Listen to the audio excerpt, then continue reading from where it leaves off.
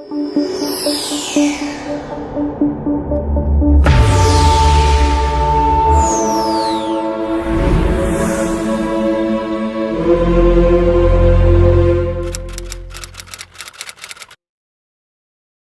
இப்பொழுதும் ஜெபித்து ஜெப சிந்தையோடு அவருடைய வார்த்தைக்கு நேராக நாம் கடந்து செல்லலாம். இருந்த இடத்தில் கண்களை மூடுவோம்.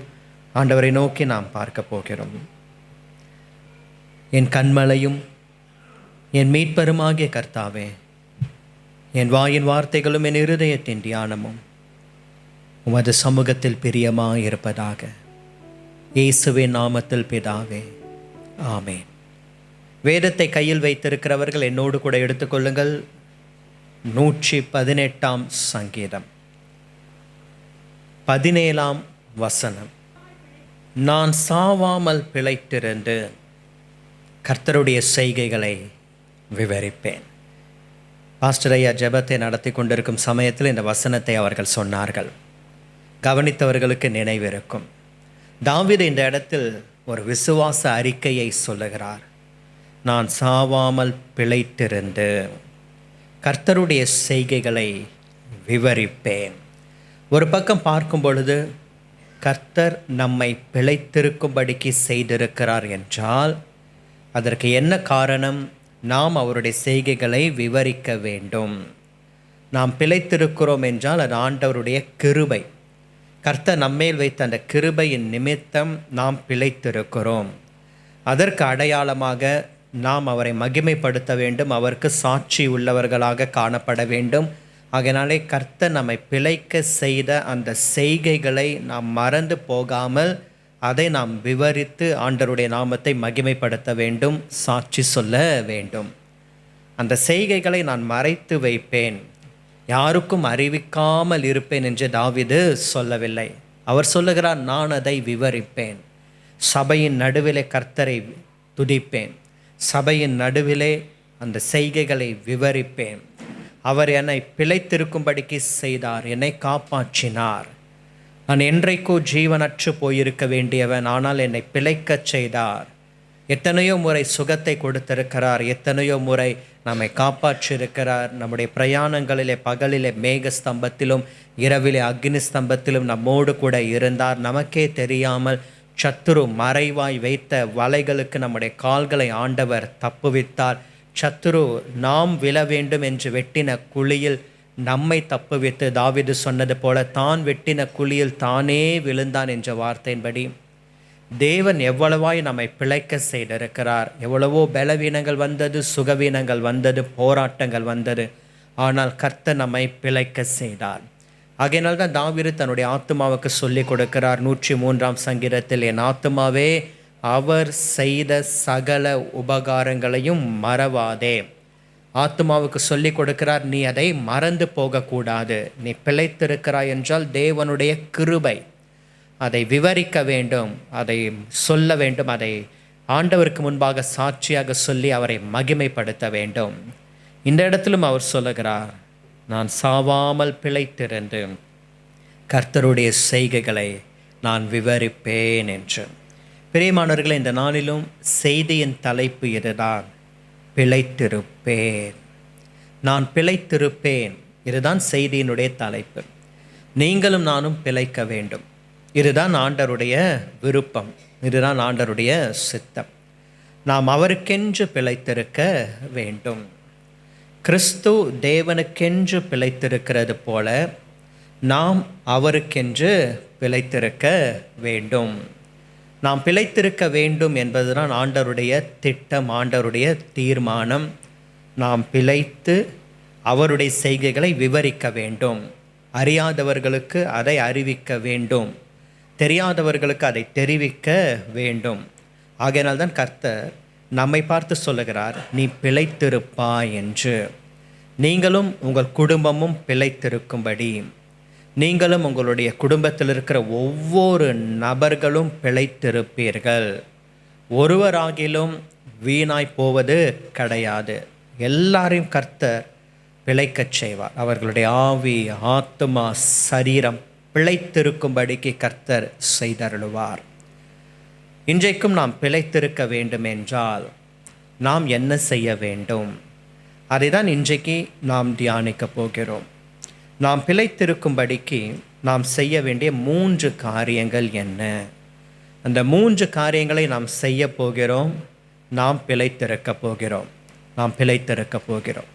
முதலாவதாக ஃபர்ஸ்ட் பாயிண்ட், வேதத்தை கையில் வைத்திருக்கிறவர்கள் என்னோடு கூட எடுத்துக்கொள்ளுங்கள். நீதிமொழிகளின் புஸ்தகம் 4ஆம் அதிகாரம் 4ஆம் வசனம்.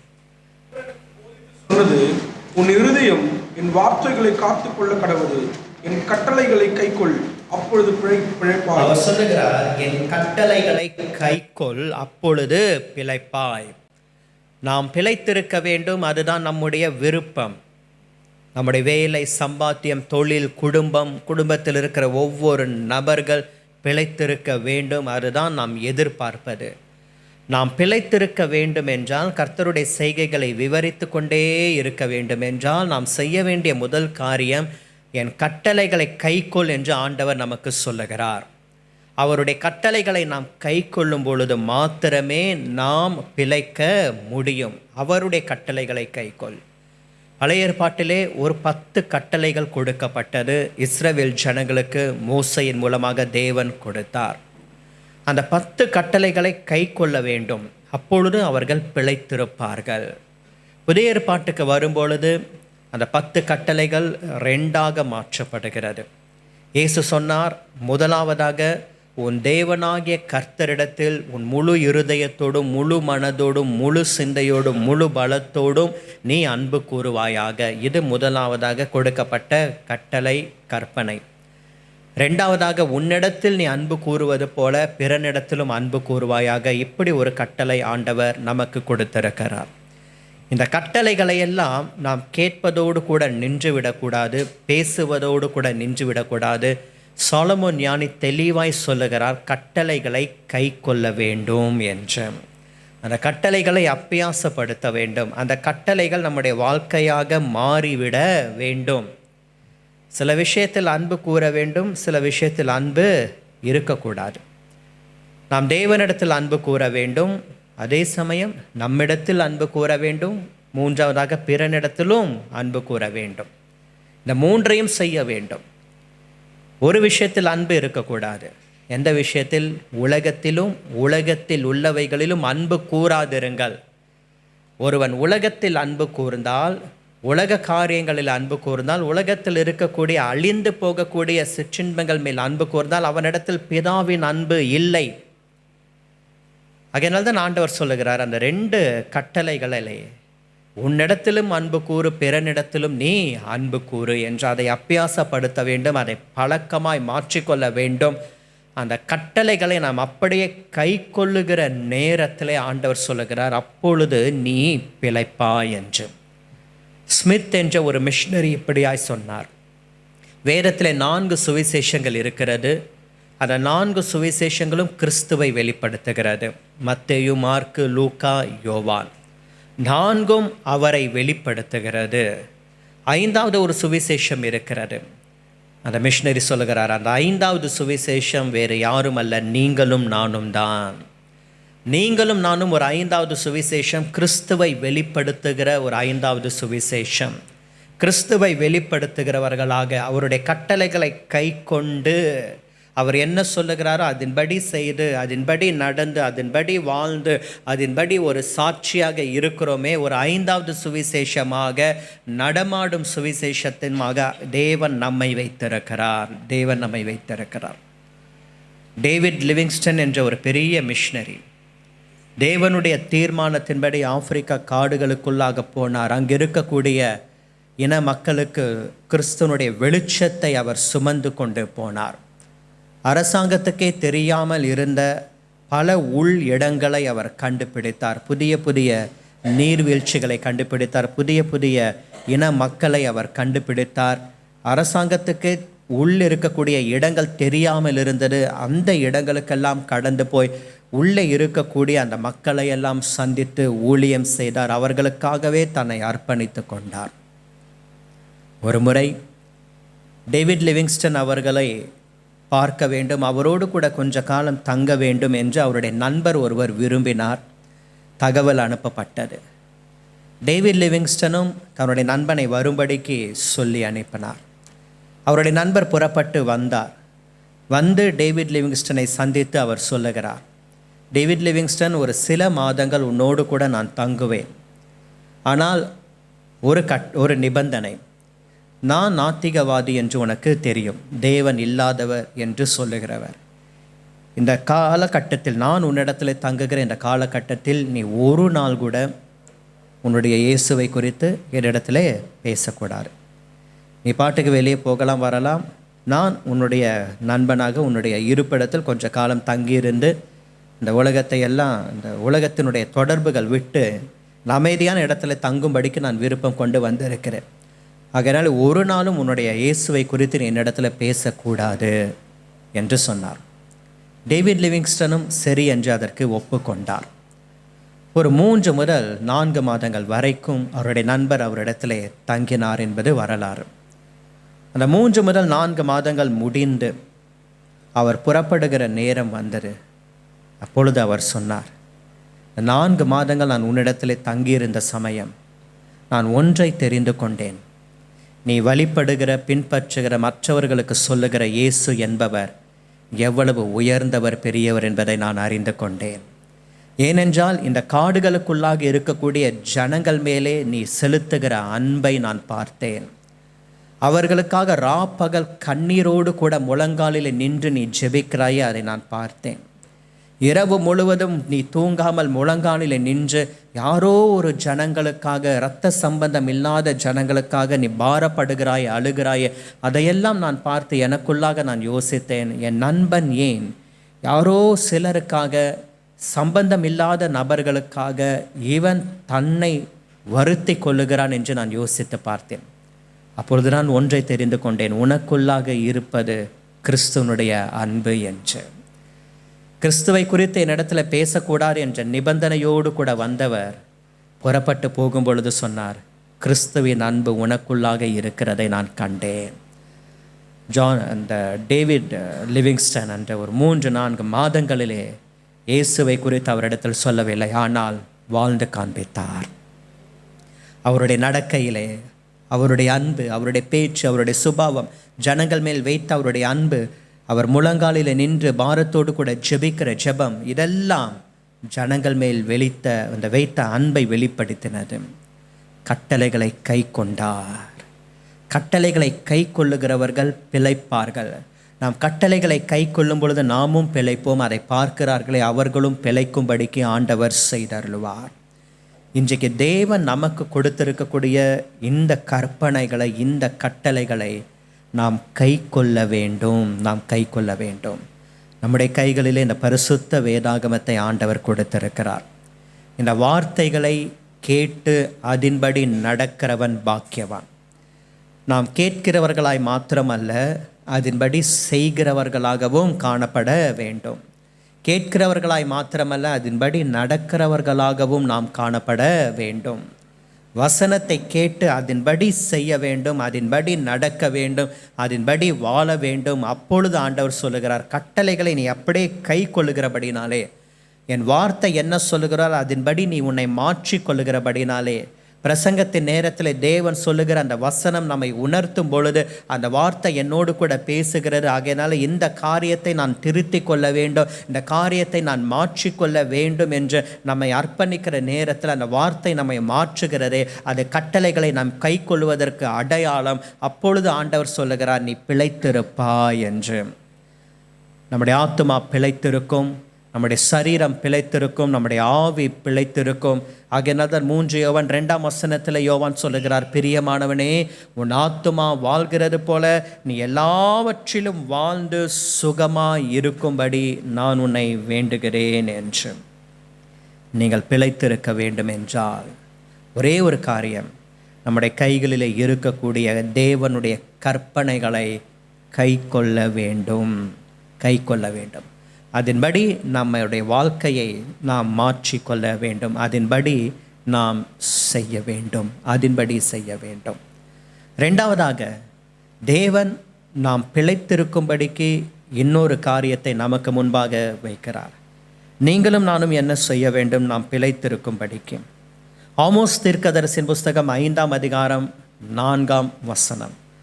கர்த்தர் இஸ்ரவேல் வம்சத்தாருக்கு சொல்லுகிறது என்னவென்றால், என்னை தேடுங்கள் அப்பொழுது பிழைப்பீர்கள். என்னை தேடுங்கள் அப்பொழுது பிழைப்பீர்கள். முதலாவதாக என் கட்டளைகளை கை கொள்ளுங்கள் அப்பொழுது நீங்கள் பிழைப்பீர்கள். வார்த்தைகளை கை கொள்ளுங்கள். தேவன் சொல்லியிருக்கிற அந்த அன்பின் பிரமாணத்தை கை கொள்ளுங்கள் அப்பொழுது பிழைப்பீர்கள். இரண்டாவதாக என்னை தேடுங்கள் அப்பொழுது பிழைப்பீர்கள். ஆண்டவர் சொல்லுகிறார், என்னை தேடுங்கள், என்னை தேடுங்கள்.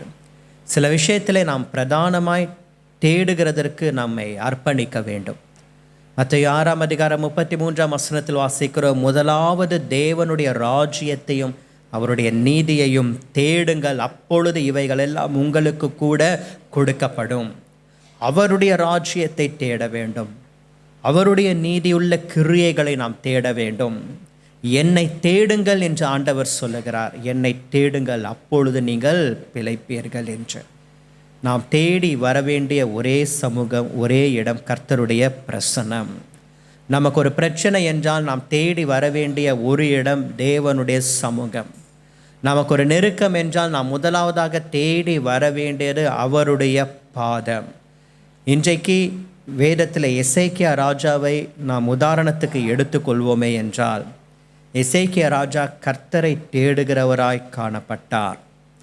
ஏசாயா 38ஆம் அதிகாரத்திலே ஏசாயா தீர்க்கதரிசியினிடத்தில் ஆண்டவர் சொல்லி அனுப்புகிறார், நீ போ, எசேக்கியா ராஜாவை சந்தித்து, நீர் பிழைக்க மாட்டீர், நீர் மரித்து போவீர், உன்னுடைய வீட்டு காரியங்களை ஒழுங்குபடுத்தும் என்று சொல்லி அனுப்புகிறார். ஏசாயா தீர்க்கதரிசியும் வந்து எசேக்கியா ராஜாவை சந்தித்து இந்த வார்த்தைகளை சொல்லி விடுகிறார். சொல்லின பிற்பாடாக ஏசாயா தீர்க்கதரிசி அரண்மனையின் முற்றத்தை தாண்டுவதற்குள்ளாக 2ஆம் விசை கர்த்தருடைய வார்த்தை அவருக்கு வருகிறது. நீ மறுபடியும் உள்ளே போய் ஏசாயா, என் தாசனாகிய எசேக்கியாவினிடத்தில் நீ சொல், உன் விண்ணப்பத்தை கேட்டேன், உன் கண்ணீரை கண்டேன், உன் ஆயுசு நாட்களோடு கூட 15 வருஷங்களை நான் கூட்டுவேன் என்று நீ சொல் என்று சொல்லி அனுப்புகிறார். ஏசாயா தீர்க்கதரிசி கேள்வி கேட்கவில்லை. ஆண்டவரே, முதல் முறையாக இப்படி சொன்னீர், எசேக்கியா பிழைக்க மாட்டான், அவன் மரித்து போவான், அவன் வீட்டு காரியங்களை ஒழுங்குபடுத்தும்படிக்கு சொல் என்று சொல்லி அனுப்பினீரே. இப்பொழுது சில மணி நேரங்களுக்குள்ளாக எசேக்கியா ராஜா வியாதிப்பட்டு கிடந்த அந்த அறைக்குள்ளாக இருந்து அந்த அரண்மனையின் முற்றத்தை தாண்டுவதற்கு உள்ளாக இந்த ஒரு சின்ன இடைப்பட்ட நேரத்தில் என்ன நடந்தது, ஏன் இந்த மாற்றம், ஏன் இப்பொழுது வேறு விதமாக சொல்லுகிறீர்? ஏசாயா தீர்க்கதரிசி கேள்வி கேட்கவே இல்லை. ஒரு தீர்க்கதரிசியின் இடத்துல காணப்பட வேண்டிய ஒரு குணம், ஆண்டவரிடத்தில் கேள்வி கேட்காத ஒரு குணம். அவர் உங்களுக்கு என்ன சொல்லுகிறாரோ அதன்படி செய்யுங்கள். கானா என்ற ஊரில் நடந்த திருமண வீட்டிலே மரியாள் சொல்லுகிறார், வேலைக்காரர்களை பார்த்து அவர் உங்களுக்கு என்ன சொல்லுகிறாரோ அதன்படி செய்யுங்கள். ஒரு பக்தன் இப்படியா சொன்னார், very simple but special sermon by Mary. சாதாரணமான பிரசங்கம், ஆனால் வல்லமையுள்ள பிரசங்கம். அவர் உங்களுக்கு என்ன சொல்லுகிறாரோ அதன்படி செய்யுங்கள். ஏசாயா தீர்க்கதரிசி கேள்வி கேட்கவே இல்லை. ஏன் இந்த மாற்றம்? ஏன் முதல் முறை ஒரு வார்த்தை, 2வது முறை ஒரு வார்த்தை என்று சொல்லுகிறேன்? கேள்வி கேட்கவே இல்லை, கேள்வி கேட்கவில்லை. ஏசாயா தீர்க்கதரிசி மறுபடியும் உள்ளே போகிறார். இந்த இடைப்பட்ட காலத்தில் நடந்த அந்த சற்று நேரத்திற்குள்ளாக நடந்த ஒரு விஷயம் எசேக்கியா ராஜாவுக்கும் தேவனுக்கும் தான் தெரியும். எசேக்கியா ராஜா என்ன செய்தார்? தன் முகத்தை சுவர் பக்கமாக திருப்பி தேவனை நோக்கி கண்ணீர் விட்டார். தேவனை நோக்கி கண்ணீர் விட்டார். அந்த கண்ணீரை ஆண்டவர் பார்த்தார். அந்த கண்ணீர் துளிகளுக்கு ஆண்டவர் பதில் செய்தார். ஒரு மனிதனுடைய கண்ணீர் துளிகளை கண்டு தேவன் அமைதியாக போய்விட மாட்டார். காணாதவர் போல கடந்து போக மாட்டார். அந்த கண்ணீருக்கு பதில் இருக்கிறது. சில விஷயங்களுக்கு வேதத்தில் நிச்சயமாகவே பதில் இருக்கிறது. நம்முடைய ஜெபங்களுக்கு பதில் இருக்கிறது. பரிசுத்தவான்களுடைய இரத்தத்திற்கு கர்த்தர் பதில் செய்வார். அந்த பரிசுத்தவான்களுடைய இரத்தம் தேவனுடைய சமூகத்துக்கு முன்பாக நின்று பேசி கொண்டிருக்கும். கண்ணீருக்கு கர்த்தர் பதில் செய்வார். சங்கீதம் 56:8 தாவீது சொல்லுகிறார், என் கண்ணீரை உம்முடைய துருத்தியிலே வையும் என்றும். துருத்தி ஆபிரகாமின் காலத்திலிருந்து பயன்படுத்தப்பட்ட வந்த ஒரு பாத்திரம். அந்த துருத்தியிலே என் கண்ணீர் துளிகளை வைத்தருளும் என்று. ஜான் வெஸ்லி ஒருமுறை தன்னுடைய ஊழியர்களை ஒரு குறிப்பிட்ட எல்லை பகுதிக்கு சென்று ஊழியம் செய்யும்படிக்கு அனுப்பினார். அவர்கள் கடந்து போனார்கள். ஊழியத்தில் எந்த ஒரு ஆத்தும அறுவடையும் கிடைக்கவில்லை. அவர்கள் தோற்று போனார்கள். ஒரு கடிதத்தை அனுப்புகிறார்கள். இந்த இடத்துல நாங்கள் ஊழியம் செய்தோம், எந்த ஒரு மனிதனும் மனம் திரும்பவில்லை, யாரும் ரட்சிக்கப்படவில்லை. பேசாமல் இந்த இடத்திலிருந்து நாங்கள் திரும்பி வந்து விடலாமா என்று நாங்கள் நினைக்கிறோம் என்று சொன்னார்கள். அதற்கு அந்த ஊழியர் திரும்பி ஒரு பதில் கடிதத்தை அனுப்புகிறார். ஒரே ஒரு வார்த்தை தான் அந்த கடிதம். Reply letter, one single word, dry tears. அவ்வளோதான். உன் கண்ணீரை முயற்சித்து பார். அவர்கள் அந்த கண்ணீரோடு கூட ஜெபிக்க ஆரம்பித்தார்கள். எந்த இடத்துல ஆத்துமா அறுவடை இல்லையோ அந்த இடத்துல ஆத்துமாக்களை அவர்களுக்கு கொடுத்தார். ட்ரை டியர்ஸ், அந்த கண்ணீருக்கு ஒரு பதிலை கர்த்தர் வைத்திருக்கிறார். எசேக்கியா ராஜாவின் இடத்துல ஆண்டவர் சொல்லுகிறார், உன் விண்ணப்பத்தை கேட்டேன், உன் கண்ணீரை கண்டேன். தேவனுடைய செவிகள் விண்ணப்பத்தை கேட்கிறது, அவருடைய கண்கள் நம்முடைய கண்ணீரை காண்கிறது. ஆகையினால் தான் சொல்லுகிறார், உன் ஆயுசு நாட்களோடு 15 வருஷங்களை நான் கூட்டுவேன். தேவன் கிருபையாய் நாட்களை கூட்டி கொடுத்தார். அந்த வசனம் எசேக்கியா ராஜாவுக்கு பொருந்துகிற வசனம். நான் சாவாமல் பிழைத்திருந்து, அவர் மரணத்தின் தருவாயில் இருந்தார், ஆனால் கர்த்தர் பிழைக்க செய்தார். 15 வருஷங்களை கூட்டி கொடுத்தார். ஆனால் வேத வல்லுநர்களுடைய கூற்றின்படி அதற்கு அடுத்து வந்த 15 வருஷங்களிலே எசேக்கியா ராஜா பெரிதாக கர்த்தருக்கு என்று பெரிதாக எதையும் அவர் செய்யவில்லை. பிரியமானவர்களை, தேவன் பிழைத்திருக்கும்படிக்கு செய்தார் என்றால் அவருடைய செய்கைகளை விவரிக்க வேண்டும், மறந்து போகவே கூடாது. கர்த்தர் கிருபையாய் கூட்டி கொடுத்த காலத்தை அவருக்காக பிரயோஜனப்படுத்தி கொள்ள வேண்டும். என்னை தேடுங்கள் என்று சொன்னார். எசேக்கியா ராஜா கர்த்தரை தேடினார். அதற்கு முந்தின அதிகாரம் ஏசாயா 37 அதிகாரத்திலே அசீரியா ராஜா சனகரிப் அவனுடைய படைத்தலைவன் ரப்சாக்கை பயமுறுத்துகிற நிருபங்களை அனுப்புகிறார்கள். எசேக்கியா ராஜாவை நம்ப வேண்டாம் ஜனங்களே, பயமுறுத்துகிற நிருபங்கள், நிந்திக்கிற நிருபங்களை அனுப்புகிறார்கள். எசேக்கியா ராஜா என்ன செய்தார்? தன்னுடைய இராணுவ எண்ணிக்கையை அவர் கவுண்ட் பண்ணலை, தன்னுடைய படைபலம் என்ன என்று பார்க்கவில்லை. பக்கத்து நாட்டு ராஜாக்கள் யாராகிலும் உதவி செய்வார்களா, அது அவர்களிடத்தில் ஓடி போகவில்லை. எசேக்கியா ராஜா செய்த ஒரு காரியம், அந்த நிருபங்களை எடுத்துக்கொண்டார். ஏசாயா தீர்க்கதரிசியை தன்னோடு கூட கூட்டி கொண்டார். கர்த்தருடைய ஆலயத்துக்கு வந்தார். ஏனென்றால் அவருக்கு தெரியும், இந்த ஆலயத்தில் ஏறெடுக்கப்படுகிற ஒவ்வொரு ஜெபத்திற்கும் அவருடைய கண்கள் திறந்தவைகளும் அவருடைய செவிகள் கவனிக்கிறவைகளுமாய் இருக்கிறது. தேவனுடைய கண்களும் இருதயமும் என்னாலும் இங்கே இருக்கும் என்று அவருக்கு நன்றாக தெரிந்திருந்தது. ஆலயத்துக்கு ஓடி வந்தார். ஒரு பயமுறுத்துகிற நிருபங்களை எடுத்துக்கொண்டு ஆலயத்துக்கு ஓடி வந்து வானத்தை நோக்கி அபயமிட்டார்கள். கர்த்தரை தேடின எசேக்கியா ஆலயத்தை நோக்கி ஓடி வந்து நிருபங்களை விரித்து வைத்து வானத்தை நோக்கி அபயமிட்டார்கள். அபயமிட்டார்கள் என்றால் என்ன? தொண்டை கிளிய சத்தமிட்டார்கள். எவ்வளவு சத்தமிட்டு கூப்பிட முடியுமோ அவ்வளவு சத்தமிட்டு கூப்பிட்டார்கள். 121 சங்கீதத்தில் வாசிக்கிறோமே, எனக்கு ஒத்தாசை வரும் பர்வதங்களுக்கு நேராக என் கண்களை ஏறெடுக்கிறேன், வானத்தையும் பூமியையும் உண்டாக்கின கர்த்தரிடத்திலிருந்து எனக்கு ஒத்தாசை வரும் என்று. அந்த ஒத்தாசை அனுப்புகிற வானத்தை நோக்கி அபயமிட்டார்கள். வானத்திலிருந்து கர்த்தர் ஒரு தேவதூதனை அந்த ராத்திரி நேரத்தில் அனுப்பினார். அந்த தேவதூதன் அசீரியரின் பாளையத்தில் இறங்கி 185,000 பேரை சங்கரித்து போட்டான். கர்த்தரை தேடுங்கள், அப்பொழுது பிழைப்பீர்கள். 185,000 பேருக்கு 185,000 தேவதூதர்கள் வேண்டும் என்ற அவசியம் கிடையாது. 185,000 பேருக்கு ஒரே ஒரு தேவதூதன் போதும், கர்த்தர் அனுப்புவார். நம்முடைய பிரச்சனைகள் எவ்வளவு அதிகமாக இருந்தாலும் கர்த்தர் ஒரு தேவதூதனை அனுப்பினால் போதும்.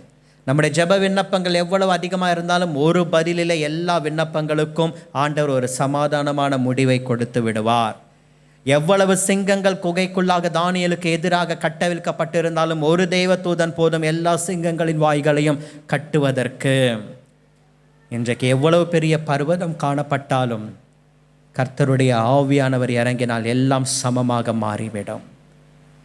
கர்த்தரை தேடின எசேக்கியா ஒரு பயமுறுத்தலில் நிருபம் வந்த பொழுது கர்த்தரை தேடினார். வியாதியின் நேரத்தில் கர்த்தரை தேடினார். அந்த தேசத்திலே பெரிய தீர்க்கதரிசி ஏசாயா, அவரை மீறி வேறு தீர்க்கதரிசி யாரும் இல்லை, அவரே சொல்லிவிட்டார், இனி அவ்வளவுதான் என்று எண்ணவில்லை. ஆனால் எசேக்கியா ஒன்றை அறிந்திருந்தார், 1 யோவான் 4:4, உலகத்தில் இருக்கிறவனிலும் எனக்குள்ளாக இருக்கக்கூடிய பெரியவர் என்று. கர்த்தரை தேடுங்கள். நாம் தேட வேண்டியது அவர் ஒருவரை மாத்திரமே, அவர் ஒருவரை மாத்திரமே. இந்த பிரசங்கித்துக் கொண்டிருக்கும் சமயம் ஒரு சம்பவம் நினைவுக்கு வருகிறது. போர்ச்சுகீஸ் தேசத்தில்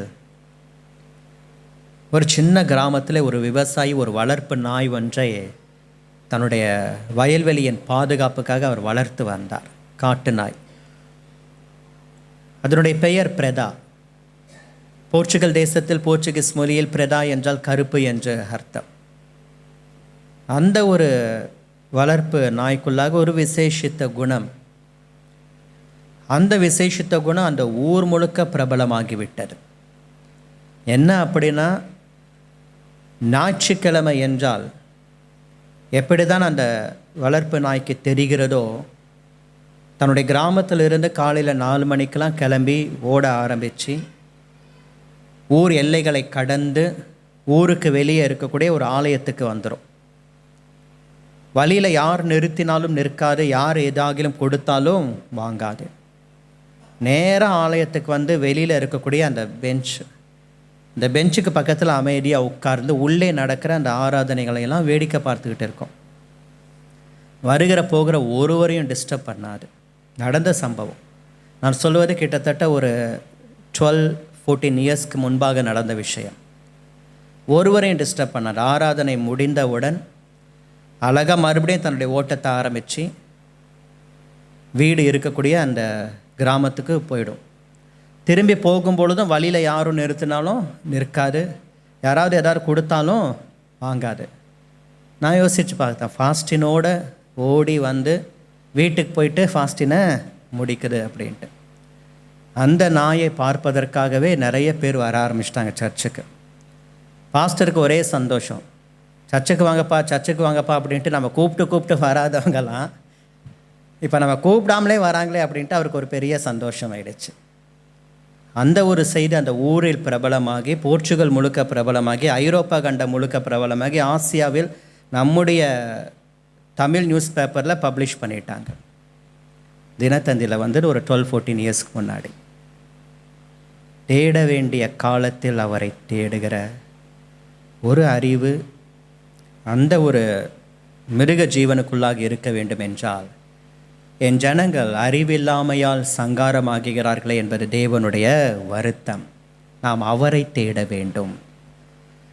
நம்முடைய பலவீனங்களின் நேரங்களிலே நாம் அவரை தேட வேண்டும். நெருக்கத்தின் நேரங்களிலே அவரை தேட வேண்டும். நாம் பிழைக்க வேண்டும் என்றால் அவரை தேட வேண்டும்.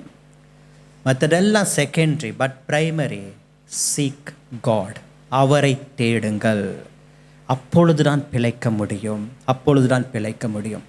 நாம் ஆண்டவரை கடைசியாக வைத்துவிட்டு மற்ற எல்லாவற்றையும் முதலாவதாக தேடி போனால் நமக்கு ஏமாற்றம்தான் மிஞ்சும். நாம் ஏமாந்து போவோம். நமக்கு ஒன்றும் கிடைக்காது, ஒரு முன்னேற்றமும் இருக்காது. சில ஆண்டுகளுக்கு முன்பாக தெரிந்த ஒரு பெரியவர் அரசாங்கத்தில் நல்ல உத்தியோகத்தில் இருந்தார். ஆனால் அவருடைய பாவ வாழ்க்கை நிமித்தமாக அவருடைய சரீரம் பலவீனப்பட்டது. கைகள் கால்கள் செயலிழந்து போனது.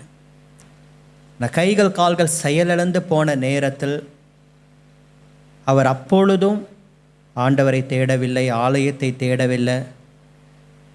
சென்னையில் எத்தனை ஹாஸ்பிட்டல், எத்தனை டாக்டர்ஸை தேடி போக முடியுமோ போனார்.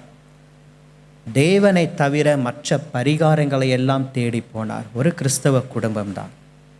அவருக்கு கிடைக்க வேண்டிய ப்ரொமோஷன் எல்லாம் கட் ஆகிடுச்சு. ஆஃபீஸ்க்கு போக முடியல, சம்பாதிக்க முடியல, எதுவும் பண்ண முடியல. கவர்மெண்ட் வேலை. தேவனை தேடாமல் மற்ற காரியங்களை தேடி, மற்ற பரிகாரங்களை தேடி, மற்ற மனிதர்களை தேடி, இதிலிருந்து எனக்கு எப்படி விடுதலை கிடைக்கும்? கடைசி வரைக்கும் அவர் மரிக்கிற வரைக்கும் அந்த பலவீனம் அவரோடு கூட இருந்தது. அந்த பலவீனத்தோடு தான் மரித்தார். மனம் திரும்பாமல் மரித்தார். எத்தனை பரிதாபம்! அவர் தேவனை தேடி இருந்தால் பிழைத்திருப்பார்.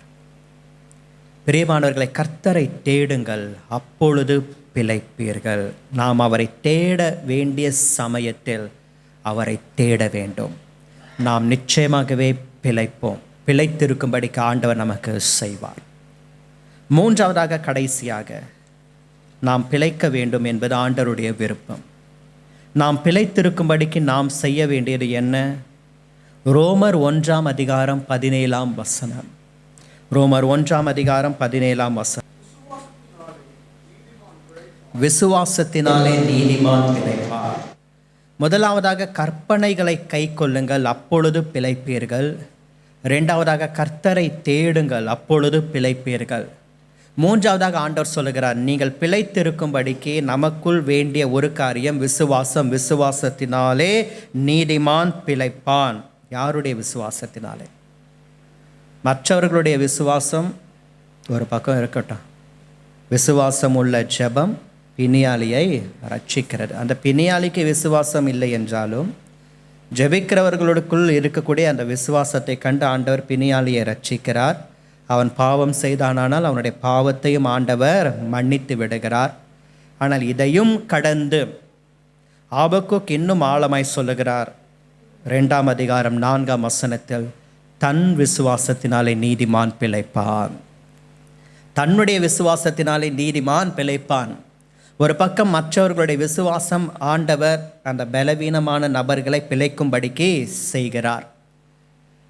திமிர்வாதக்காரனை கட்டிலின் மேலே வைத்து 4 பேர் தூக்கி கொண்டு வருகிறார்கள். அந்த வீட்டிற்குள்ளாக இயேசு இருக்கிறார். உள்ளே பிரவேசிக்க முடியவில்லை.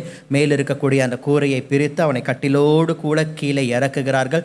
கொண்டு வந்தவர்களுடைய விசுவாசத்தை பார்த்து இயேசு அவனை சுகமாக்குகிறார். எழுந்து நட என்று சொல்லுகிறார். அது அவர்களுடைய விசுவாசத்தின்படி இவனுக்கு கிடைக்கப்பெற்ற சுகம். ஆனால் இதையும் கடந்து இதையே பிடிச்சுக்கிட்டு ஓடிட்டு இருக்க முடியாது. இதை கடந்து ஆழமாய் சொல்லுகிறார், தன்னுடைய விசுவாசத்தினாலே நீதிமான் பிழைப்பான்.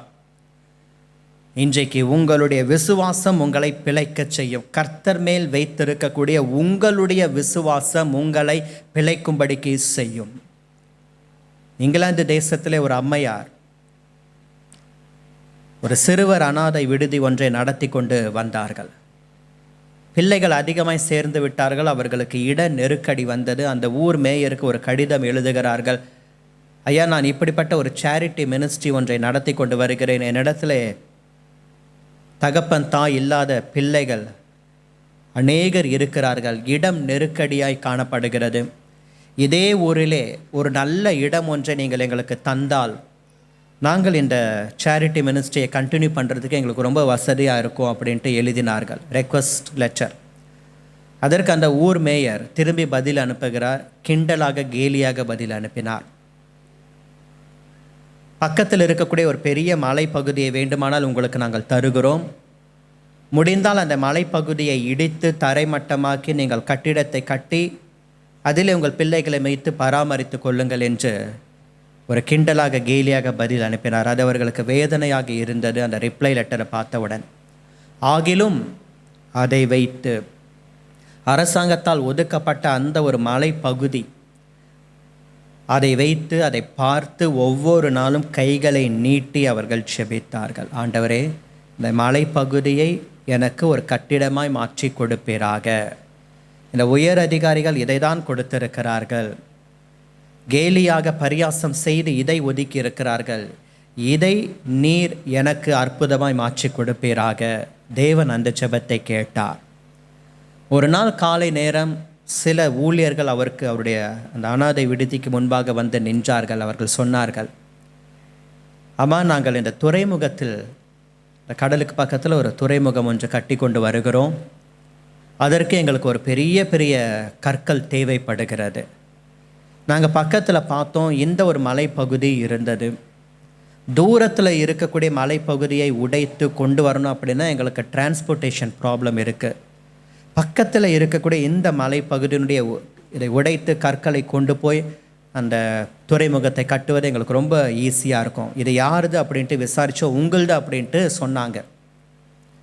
ஆகையினால் எங்களுக்கு இந்த இடத்தை நீங்கள் தந்தால் உங்களுக்கு எவ்வளோ பணம் தேவையோ நாங்கள் அதை கொடுக்குறோம். நாங்கள் ஊரில் விசாரித்தோம், நீங்கள் ஒரு அனாதை விடுதி நடத்தி கொண்டு வருகிறீங்க, அதுக்கு இடம் பத்தலை, அதுக்கு ஒரு பில்டிங் வேணும் அப்படின்ட்டு ஜனங்க சொல்லிக்கிட்டு இருந்தாங்க, பேசிக்கிட்டு இருந்தாங்க. அந்த பில்டிங்கையும் நாங்கள் கட்டி கொடுத்துட்றோம் அப்படின்ட்டு சொன்னாங்க. அந்த அம்மா பார்த்தாங்க, இதுக்காக தானே நான் வெயிட் பண்ணி இவ்வளோ நாள் ப்ரே பண்ணிக்கிட்டு இருந்தேன் அப்படின்னு சொல்லிட்டு. அப்படியே செய்தார்கள். ஜப்பான் தேசத்தை சேர்ந்த அந்த ஒரு கம்பெனி அந்த மலைப்பகுதியை முற்றிலுமாக உடைத்து எடுத்து தரைமட்டமாக்கி அதை எப்படி கன்ஸ்ட்ரக்ஷனுக்கு மாற்ற முடியுமோ மாற்றி ஒரு அழகான ஒரு ஓமேஜாக அந்த அம்மாவுக்கு கட்டி கொடுத்துட்டாங்க. விசுவாசத்தினாலே நீதிமான் பிழைப்பான். விசுவாசத்தினாலே. ஒரு 2 ஆண்டுகளுக்கு முன்பாக ஒரு இலங்கை போதகர் ஒருவரை சந்தித்தேன். ரொம்ப இளம் வயது போதகர். அவருக்கு ஒரு தனி சர்ச் கிடையாது, பட் இன்னொரு சர்ச்சில் ஒரு அசிஸ்டன்ட் பாஸ்டராக இருக்கிறார். ஒரு குழுவாக இந்தியாவுக்கு வந்தார்கள். அந்த சமயம் அவர் ஒரு தனிப்பட்ட சில ஊழியங்களை செய்வதற்காக அவர் ஒரு ஷெட்யூல் போட்டிருந்தார். என்னுடைய வீட்டில் தங்கியிருந்தார். ஒரு மொபைல் ஃபோன் வச்சுருந்தார், நல்ல ஒரு ஸ்மார்ட் ஃபோன்.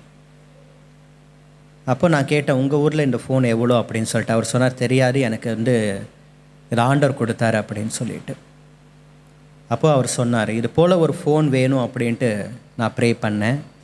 இதே மாடல் ஃபோன், அதனுடைய சைஸ் என்ன அப்படின்ட்டு நான் பார்த்துக்கிட்டு அந்த சைஸில் ஒரு பேப்பரை, ஒயிட் பேப்பரை கட் பண்ணிக்கிட்டு அந்த ஒயிட் பேப்பர் மேலே இந்த ஃபோனுடைய பிராண்ட் நேமை, மாடல் நேமையும் நான் எழுதி என் பைபிளில் வச்சு இந்த சைஸ், இந்த பிராண்ட் நேம், இந்த ஒரு மாடல் நான் ப்ரே பண்ணேன்.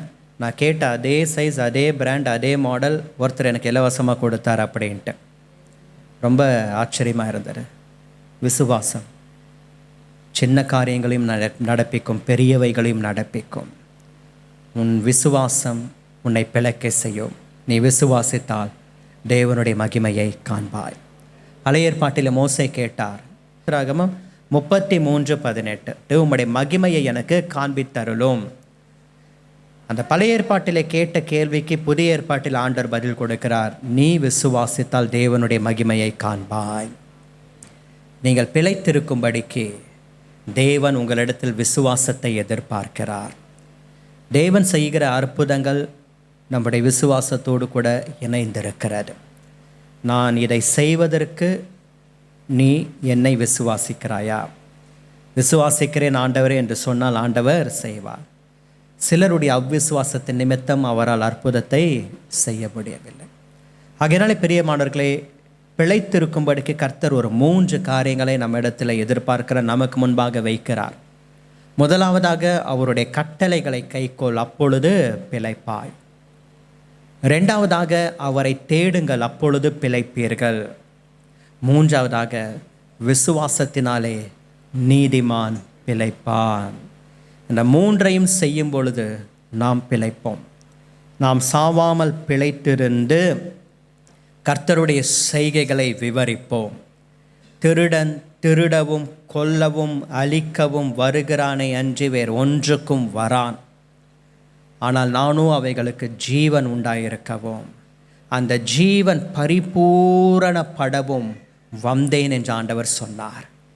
திருடன் முதலாவதாக திருடுகிறான், அடுத்ததாக கொல்லுகிறான், அதற்கு அடுத்ததாக அழித்து விடுகிறான், முற்றிலும் அழித்து விடுகிறான். ஆனால் ஆண்டவர் பார்த்தார், நான் அவைகளுக்கு ஜீவன் உண்டாயிருக்கும்படிக்கு, அந்த ஜீவன் பரிபூரணப்படும்படிக்கு வந்தேன். நீங்கள் பிழைத்திருப்பீர்கள். நீங்கள் பிழைத்திருந்த கர்த்தருடைய செய்கைகளை தலைமுறை தலைமுறையாக நீங்கள் விவரிப்பீர்கள். சந்ததி சந்ததியாக கர்த்தருடைய செய்கைகளை நீங்கள் விவரிக்கும்படிக்கு ஆண்டவர் அனுகிரகம் செய்தருளுவார். எழுந்து நிற்கப் போகிறோம், ஜெபிக்கப் போகிறோம்.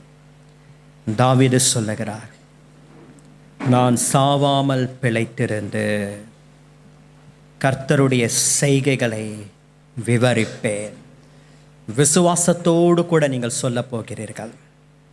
எவ்வளவு நெருக்கம் உங்களை சுற்றிலும் இருந்தாலும், எவ்வளவு பலவீனங்கள் இருந்தாலும், எவ்வளவு போராட்டங்கள் இருந்தாலும், நான் இதிலே அழிந்து போக மாட்டேன், நான் இதிலே மூழ்கி போக மாட்டேன், நான் இதை கடந்து வருவேன், இந்த தீயை கடந்து வருவேன், இந்த தண்ணீரை கடந்து வருவேன். மனுஷர்கள் என் தலையின் மேலே ஏறி போனாலும் அதையும் கடந்து வரும்படிக்கு ஆண்டவர் உதவி செய்வார். ஒரு செழிப்பான இடத்துல கொண்டு வந்து விடுவார். நான் சாவாமல் பிழைத்திருப்பேன். சத்துரு என்னை தொடுவதற்கு அவனுக்கு அதிகாரம் இல்லை. என் சரீரத்தை தொடுவதற்கு அவனுக்கு அதிகாரம் இல்லை. என் ஆவி ஆத்துமாவை தொடுவதற்கு அவனுக்கு அதிகாரம் இல்லை. என் குடும்பத்தை தொடுவதற்கு அவனுக்கு அதிகாரம் இல்லை. என் வீட்டை தொடுவதற்கு அவனுக்கு அதிகாரம் இல்லை. என் பிள்ளைகளை தொடுவதற்கு அவனுக்கு அதிகாரம் இல்லை. இது கர்த்தர் எனக்கு கொடுத்த குடும்பம், இது கர்த்தர் எனக்கு கொடுத்த வீடு, இது கர்த்தர் எனக்கு கொடுத்த சுதந்திரம், இது கர்த்தர் எனக்கு கொடுத்த எல்லைகள், இது கர்த்தர் எனக்கு கொடுத்த வேலை, கர்த்தர் எனக்கு கொடுத்த சம்பாத்தியம், இது கர்த்தர் எனக்கு கொடுத்த ஊழிய. சத்துரு இதை தொடுவதற்கு அதிகாரம் கிடையாது. நான் சாவாமல் பிழைத்திருப்பேன்.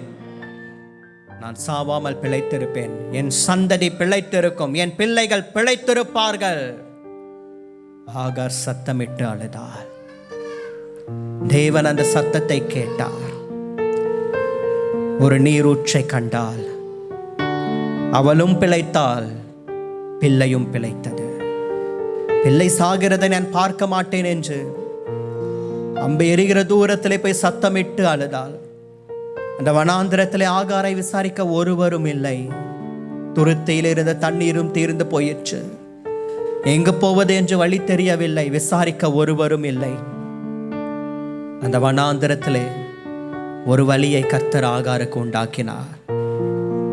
அந்த வனாந்திரத்திலே ஆகாரை விசாரிக்க தூதனானவர் இறங்கி வந்தார்.